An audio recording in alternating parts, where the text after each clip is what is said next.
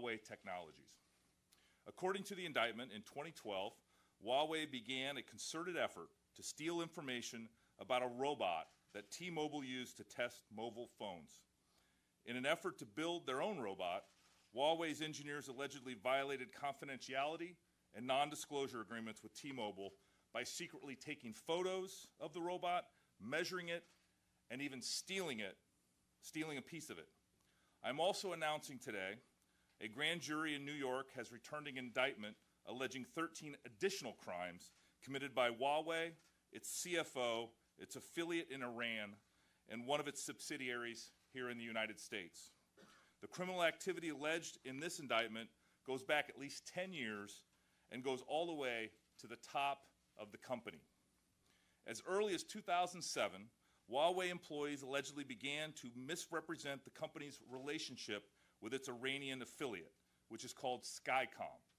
Huawei employees allegedly told banking partners that Huawei had sold its ownership interest in Skycom, but these claims were false. In reality, Huawei had sold Skycom to itself. By claiming that Skycom was a separate company and not an affiliate of Huawei,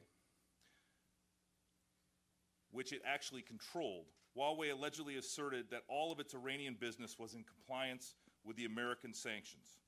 These alleged false claims led banks to do business with the company and therefore to unknowingly violate our laws.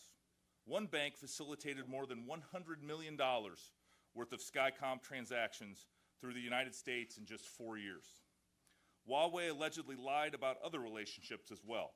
In 2017, when one bank decided to terminate its global banking relationship with Huawei over a concern about risk, the company allegedly told other banks that Huawei was distancing itself from the bank, not the other way around. Huawei allegedly did this in an attempt to, among other things, manipulate those other banks into expanding and maintaining their banking relationships with Huawei. There are additional troubling allegations in the indictment as well, including that Huawei lied to the federal government and attempted to obstruct justice by concealing and destroying evidence and by moving potential government witnesses back to China. As has been widely reported, in December 2018, Canadian authorities arrested Huawei's CFO in Vancouver. In compliance with our request for her provisional arrest pursuant to our extradition treaty with Canada, the United States is currently seeking her extradition. We are deeply grateful to the Government of Canada for its assistance and its steadfast commitment to the rule of law. I want to repeat that these charges in today's indictments are only allegations, and the defendants are presumed innocent until proven guilty. And I want to thank everyone who made these indictments possible, especially the agencies represented behind me, and to all of the New York, Dallas, and Seattle law enforcement agents who investigated these cases. They are continuing their work to investigate these matters. I also want to thank our attorneys in the Criminal Division's Money Laundering and Asset Recovery Section, the National Security Division's Counterintelligence Export Control Section, and our Office of International Affairs, and our AUSAs in the Eastern District of New York and the Western District of Washington.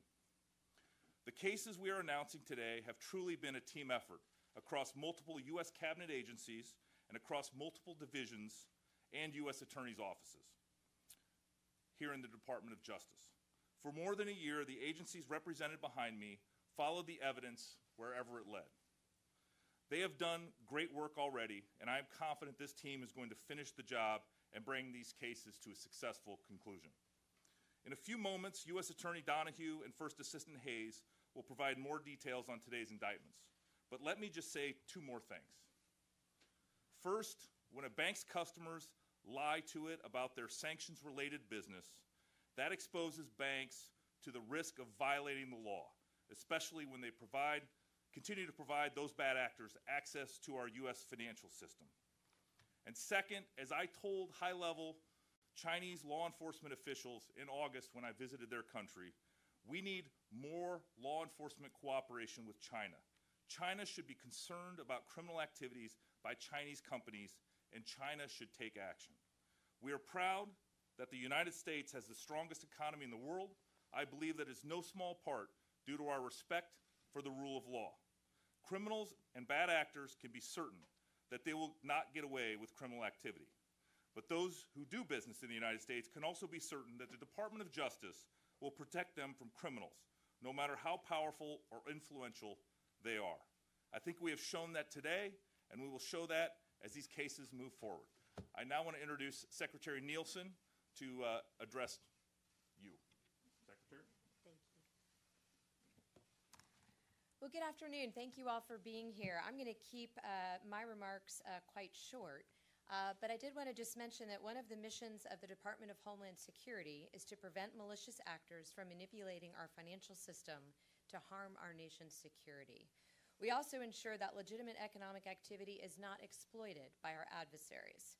I'd like to start, as the Attorney General did, by thanking our federal partners, including those behind me today, for the work they have put into this case and for their commitment to upholding U.S. law, something that this administration continues to tirelessly do.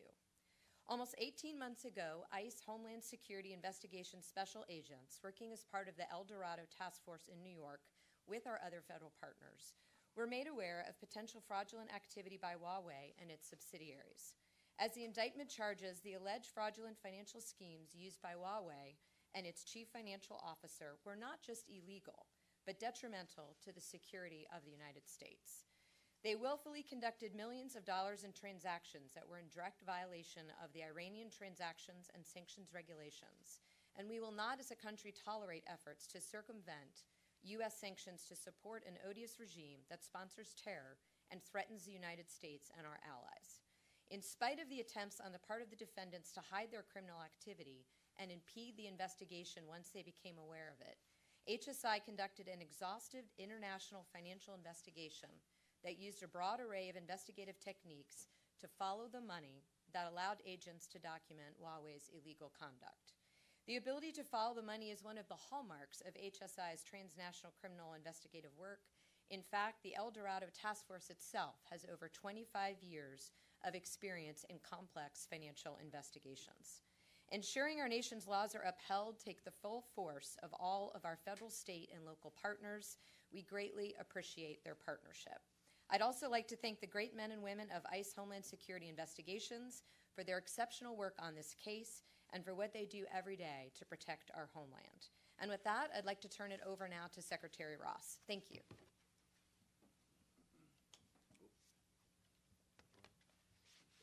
Thank you. Good afternoon. Thank you, Attorney General Whitaker, for hosting us today, and thank you to all of our interagency partners at Justice, the FBI, and DHS for your outstanding work on this case. The Trump administration continues to be tougher on those who violate our sanctions and our export control laws than any administration in history. As Secretary, one of my very first actions was to punish ZTE for its violations, and we continue to monitor them more strictly than any other company in our history.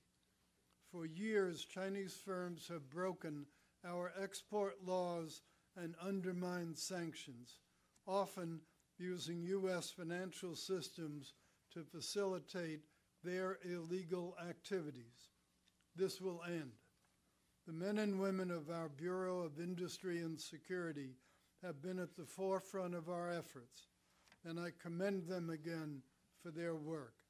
Despite their small size, just 400 or so hardworking public servants, they do an amazing job helping to keep America safe from those who would do us harm. But these DOJ-led indictments also show what our United States government can do when we combine our authorities and bring them to bear against bad actors. I'm very proud to stand side by side with our partners. Together, we are once again putting the world on notice that we will do everything in our power to stop those that disregard U.S. law. Too many companies pursue profits by whatever means necessary. Lying, cheating, and stealing are not suitable corporate growth strategies. To be clear, these indictments are law enforcement actions and are wholly separate from our trade negotiations with China. Commerce will continue to work with our interagency partners to protect U.S. national security interests. We will ensure our sanctions and export control laws are enforced and violators brought to justice. Thank you.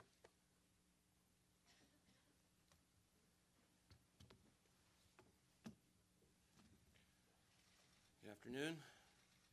The charges unsealed today are the result of years of investigative work by the FBI and our law enforcement partners. Both sets of charges expose Huawei's brazen and persistent actions to exploit American companies and financial institutions and to threaten the free and fair global marketplace. As you can tell from the number and magnitude of the charges, Huawei and its senior executives repeatedly refused to respect U.S. law and standard international business practices. Huawei also intentionally and systematically sought to steal valuable intellectual property from an American company so it could circumvent hard-earned, time-consuming research and gain an unfair market advantage. In pursuit of their commercial ambitions, Huawei relied on dishonest business practices that contradict the very economic principles that have allowed American companies and the United States to thrive. And there is no place, none, for this kind of criminal behavior in our country or in any other committed to the rule of law.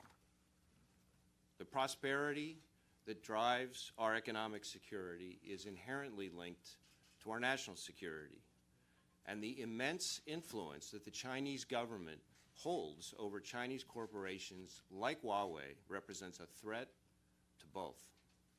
As Americans, we should all be concerned about the potential for any company beholden to a foreign government, especially one that doesn't share our values, to burrow into the American telecommunications market. That kind of access could give a foreign government the capacity to maliciously modify or steal information, to conduct undetected espionage, or to exert pressure or control. And these cases make clear that as a country we have to carefully consider the risks that companies like Huawei pose if we're going to allow them into our telecommunications infrastructure. Today's charges serve as a warning that the FBI does not and will not tolerate businesses that violate our laws, obstruct our justice, and jeopardize our national security. We will not stand idly by while any entity, whether it's a foreign government or corporation, seeks to criminally or unfairly undermine our country's place in the world. This announcement would not have been possible without the dedication and hard work of scores of FBI personnel in our counterintelligence and criminal investigative divisions, in our New York, Dallas, and Seattle field offices. And I'm proud of their hard work, rooting out pervasive criminal behavior by Huawei and its senior executives. Like the Attorney General, I'd also like to thank our law enforcement partners in Canada for their continued and invaluable assistance to the United States in law enforcement matters like this one. And lastly, I'd like to extend our gratitude to our partners at the Departments of Commerce and Homeland Security for their support in our broader efforts to defend our economic and national security. Thank you.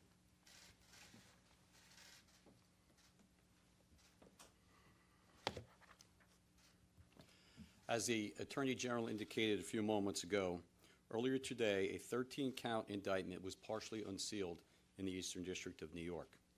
The unsealed indictment charges 4 defendants. First, Huawei Technologies Company Limited, the chief operating company of the Huawei conglomerate.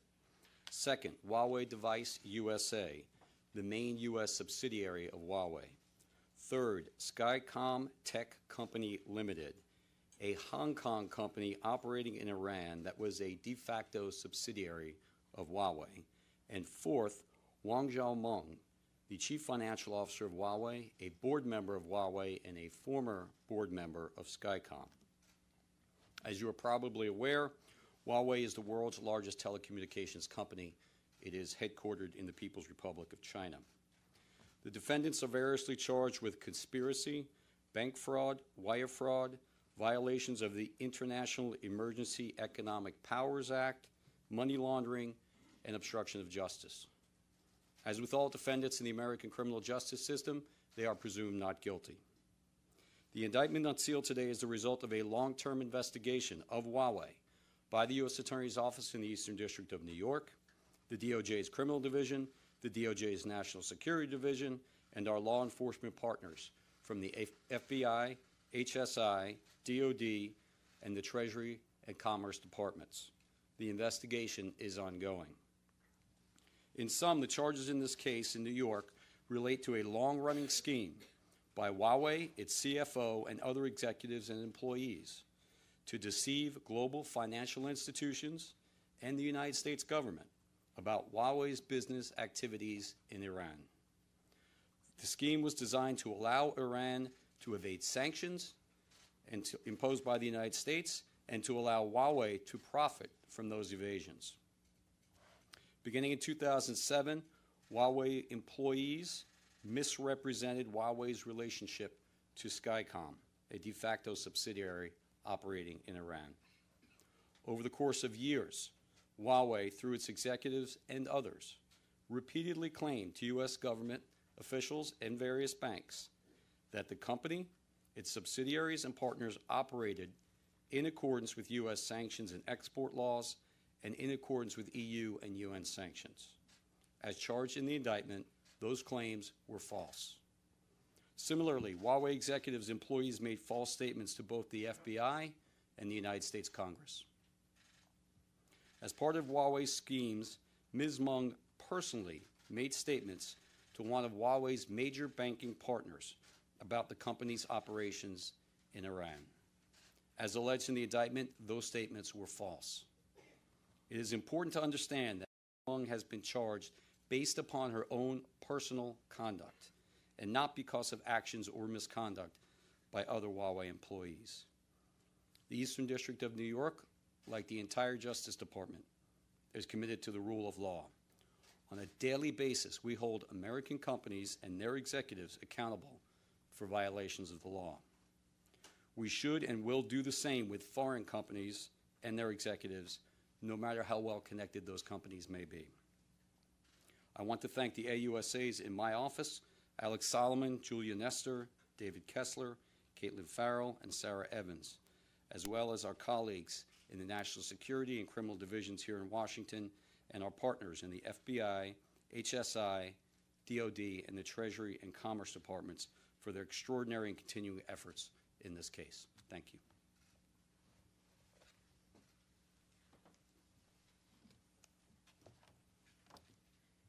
Good afternoon. Let me thank the Acting Attorney General and everyone behind me for the collective work here today. As you heard from the Attorney General this afternoon in the Western District of Washington, a 10-count indictment was unsealed, charging trade theft, charging wire fraud, obstruction of justice, and forfeiture.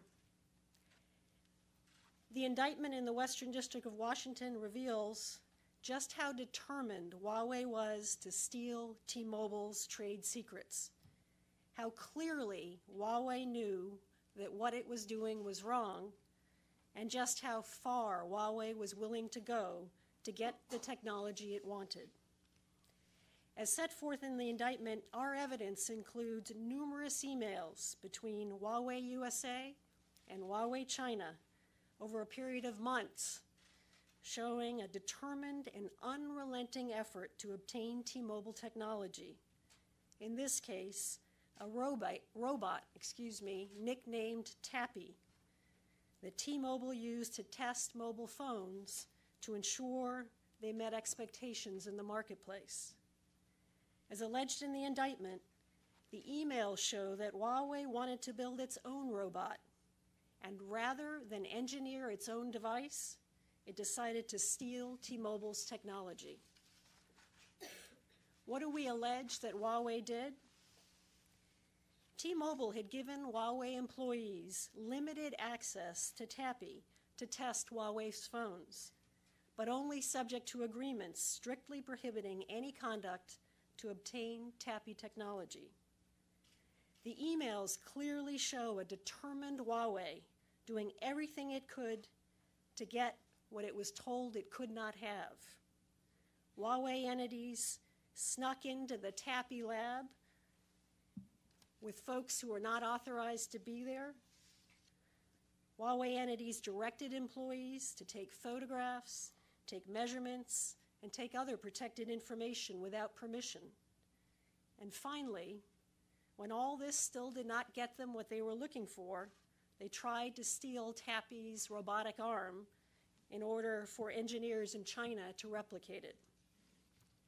To make matters worse, when confronted, Huawei obstructed justice by preparing a report claiming to be an investigation of rogue employees, when Huawei clearly knew that the thefts were part of an organized effort by the company.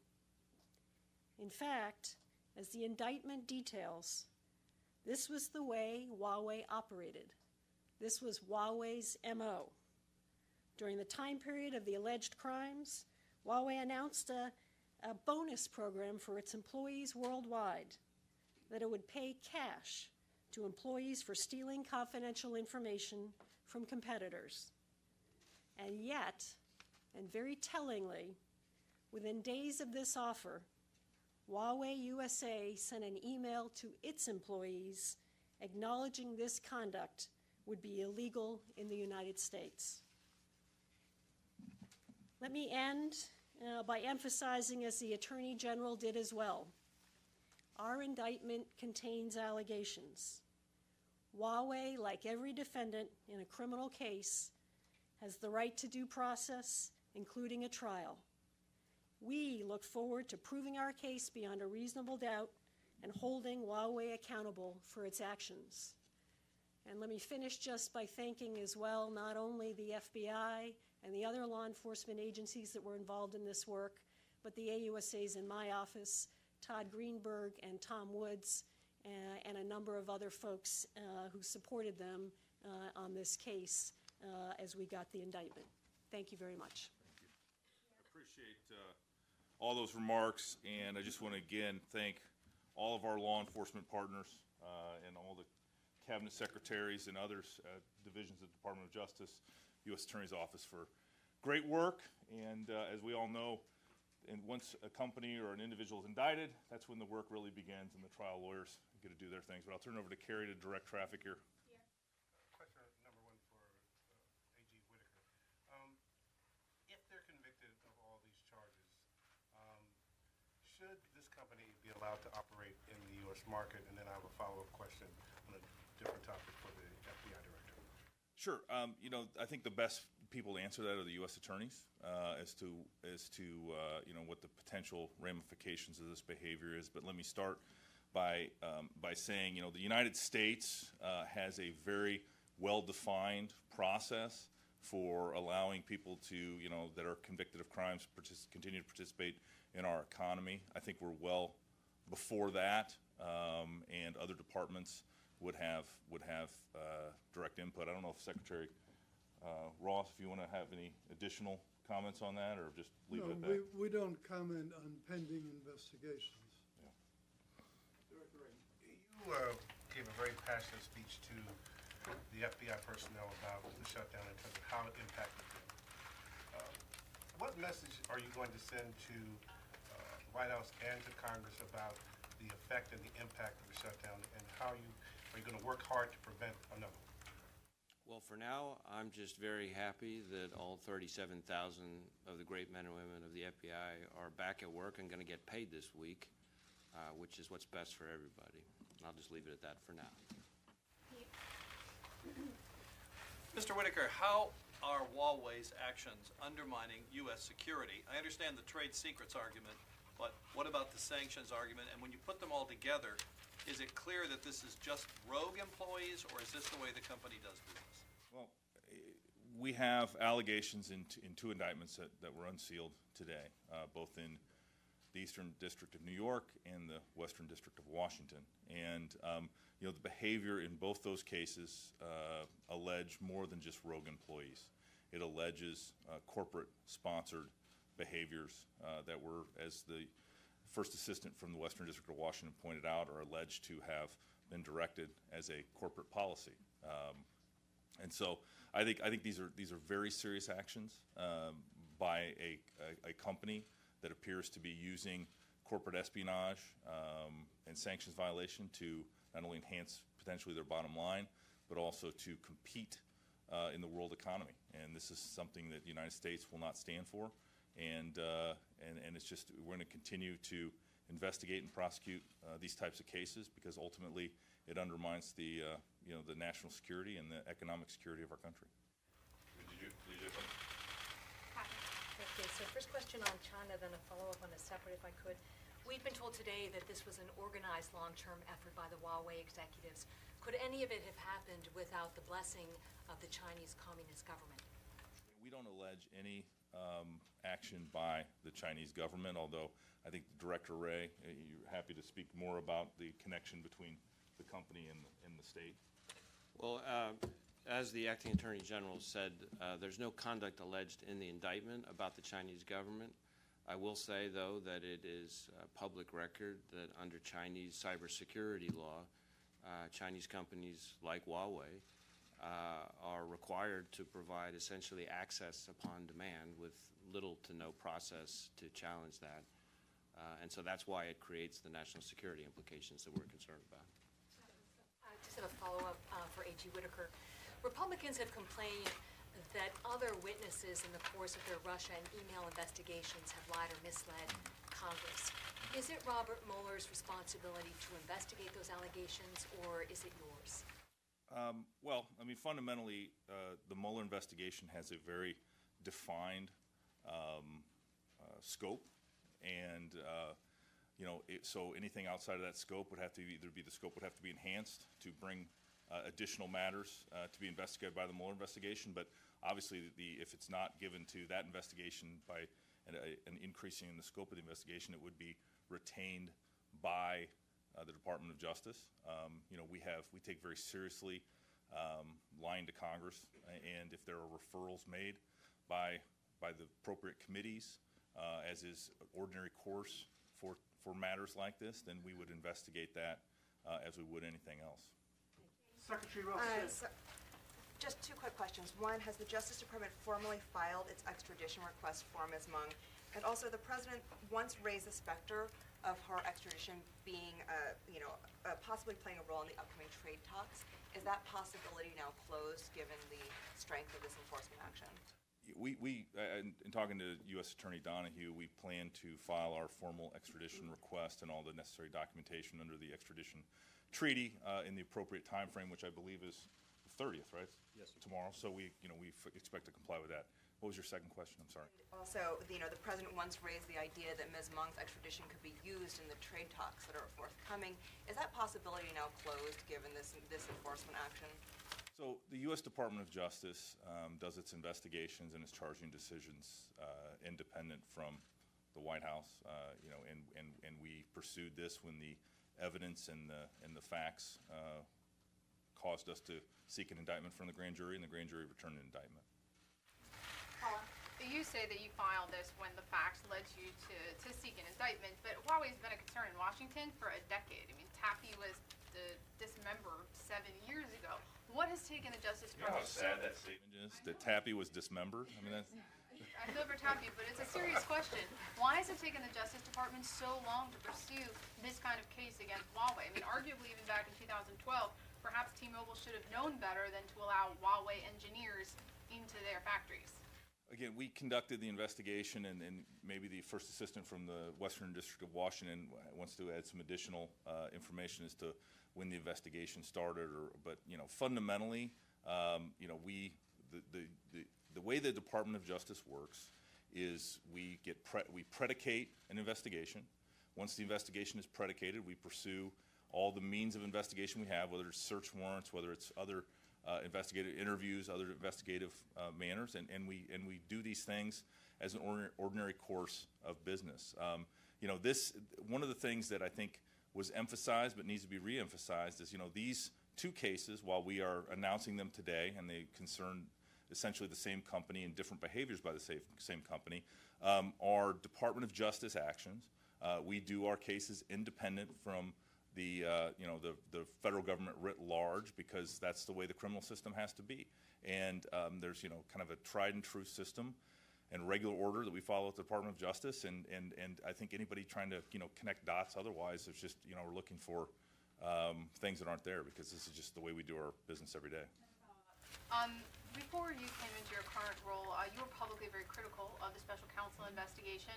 Now, since you have received your briefings, is there anything that you've seen or read that gives you concern about special counsel Robert Mueller or his investigation? You know, I've been fully briefed on the investigation, and you know, I look forward to Director Mueller delivering the final report, and I really am not going to talk about open and ongoing investigation otherwise, but you know, sort of the statements that I made were as a private citizen, only with publicly available information, and I am comfortable that the decisions that were made are going to be reviewed, you know, either through the various means we have, but right now, you know, the investigation is, I think, close to being completed, and I hope that we can get the report from Director Mueller as soon as possible. That's all we have time for today. Thank you so much. Thank you. Thank you all.